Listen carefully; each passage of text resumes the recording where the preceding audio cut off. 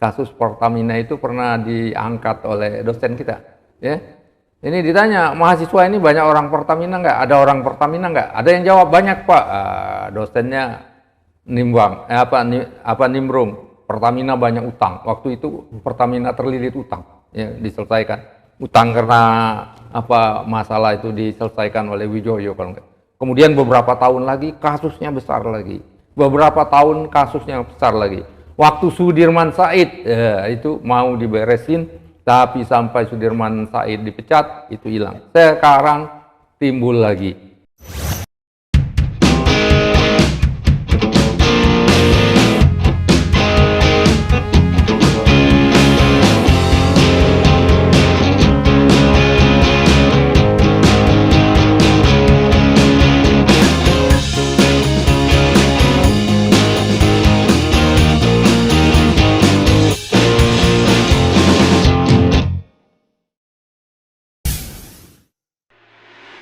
Assalamualaikum warahmatullahi wabarakatuh. Jumpa lagi di podcast TV Masumi. Saya Al-Mizan Ulfa, sering dipanggil Kang Mizan. Pemirsa, kita semuanya tahu, saya kira, bahwa korupsi besar-besaran di Pertamina atau persisnya anak perusahaan Pertamina itu hampir 1.000 triliun. Angka 1.000 triliun ini sangat besar. Ini lebih besar dari anggaran pendidikan, lebih besar dari anggaran subsidi, lebih besar dari anggaran kesehatan dan lain sebagainya. Dan 9 orang sudah terciduk, ya, sudah ditahan oleh Kejaksaan Agung. Nah, untuk membahas masalah korupsi di Pertamina ini sudah hadir di studio kita itu Profesor Dr. Chandra Emirullah, ya, alumni Harvard University of Southern California, Los Angeles, pernah jadi dosen di Universitas Utara Malaysia, dan sama seperti saya pensiunan Kementerian Keuangan. Assalamualaikum Pak Chandra. Waalaikumsalam warahmatullahi wabarakatuh. Ini gimana nih ya, saya ingat waktu kita masih mahasiswa dulu di tahun 75 itu, kasus Pertamina itu pernah diangkat oleh dosen kita, ya. Ini ditanya, mahasiswa ini banyak orang Pertamina nggak? Ada orang Pertamina nggak? Ada yang jawab banyak, Pak. Dosennya nimbrung. Pertamina banyak utang. Waktu itu Pertamina terlilit utang, ya, diselesaikan. Utang karena masalah itu diselesaikan oleh Wijoyo kalau nggak. Kemudian beberapa tahun lagi kasusnya besar lagi. Beberapa tahun kasusnya besar lagi.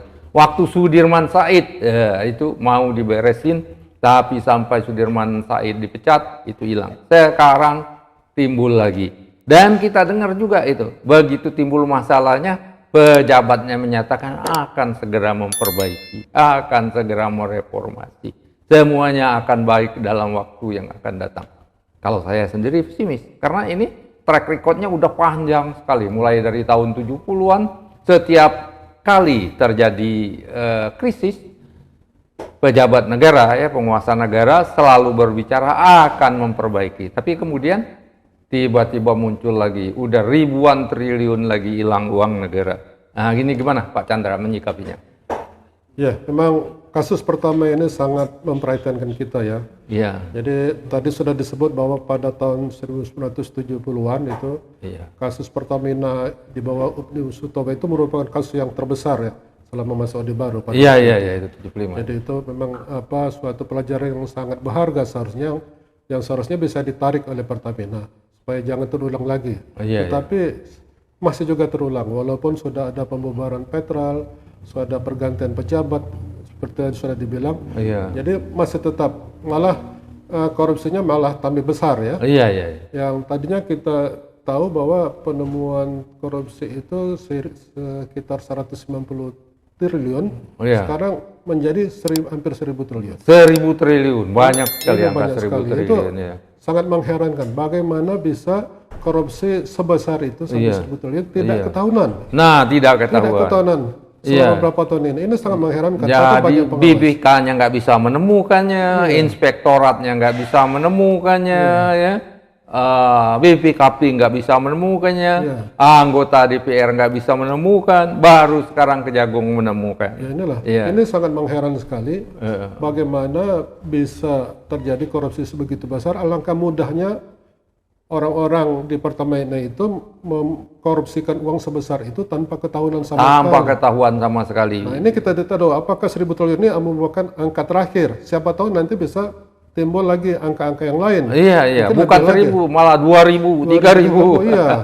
Karena kalau kita lihat Pertamina ini seharusnya sudah menjadi semacam perusahaan yang berhasil ya, kayak Petronas di Malaysia. Iya. Itu kan walaupun mereka skalanya lebih kecil dari Indonesia, tapi sangat berhasil. Sangat berhasil Petronas itu. Bahkan mereka bisa investasi di mana-mana di seluruh dunia. Iya.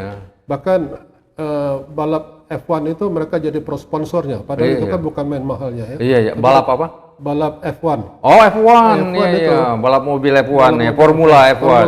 Formula 1 F1. Iya. Oh itu sponsornya Petronas. Sponsornya Petronas itu. Kenapa Pak? Kenapa Petronas bisa maju gitu?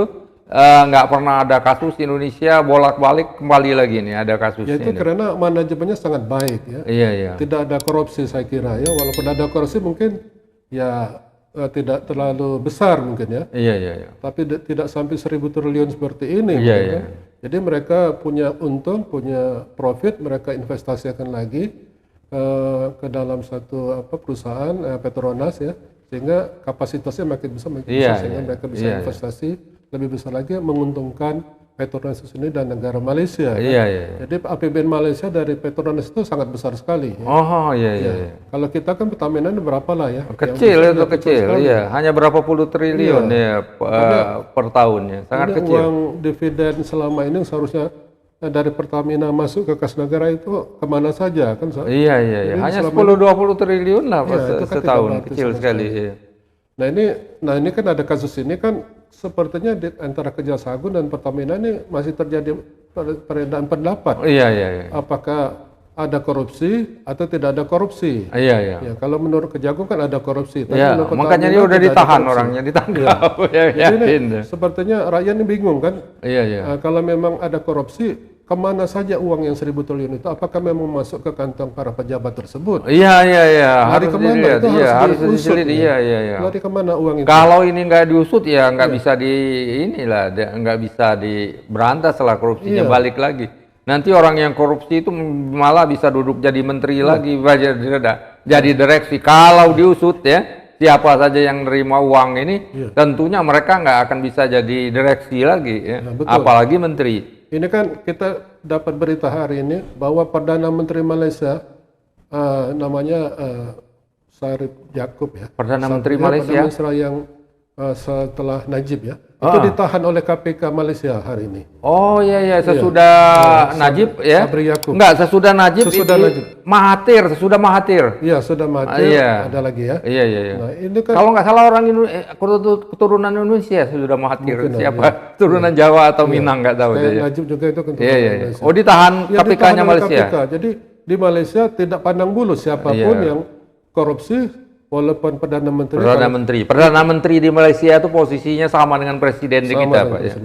Itu gitu. Bisa ditangkap tanpa banyak ribut ya, tanpa banyak kegaduhan, tapi tahu-tahu ditangkap. Kita yang begitu besar korupsi sebesar ini yang ditahan kan baru pejabat-pejabat ini yang bawahannya relatif kecil ya. Kita tidak tahu apakah yang di atas juga terlibat. Nah, yang itu.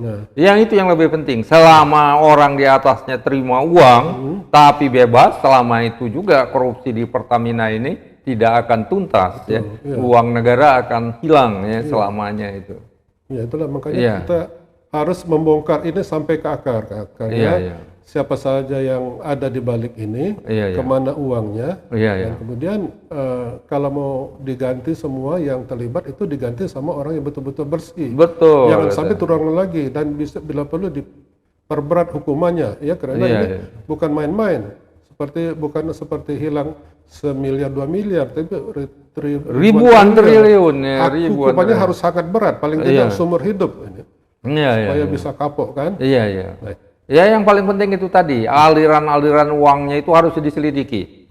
Sehingga orang-orang itu ya nggak mungkin menduduki jabatan di pemerintahan lagi ya, jadi direksi apalagi menteri.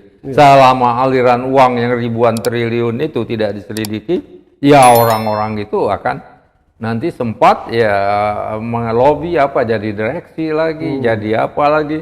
bahkan bisa jadi menteri ya. Iya. Itu. Betul. Oke, ya saya kira gitu ya. Iya. Kalau yang ini kita harapkan ya dari pimpinan Pertamina atau dari Presiden Prabowo sendiri, kita harapkan ada pernyataan itu bahwa siapapun yang akan menerima uang ya itu akan dijerat ya, ditelusuri. Jadi Pak Prabowo nggak perlu ke Antartika, tapi cukup di Indonesia aja, perintahkan PPATK menelusuri uang itu siapa aja yang menerimanya. Nggak perlulah jauh-jauh ke Antartika dia pakai pakaian Superman ya. Nah, pakaian biasa aja bisa pakaian ini untuk menelusuri uang-uang korupsi itu.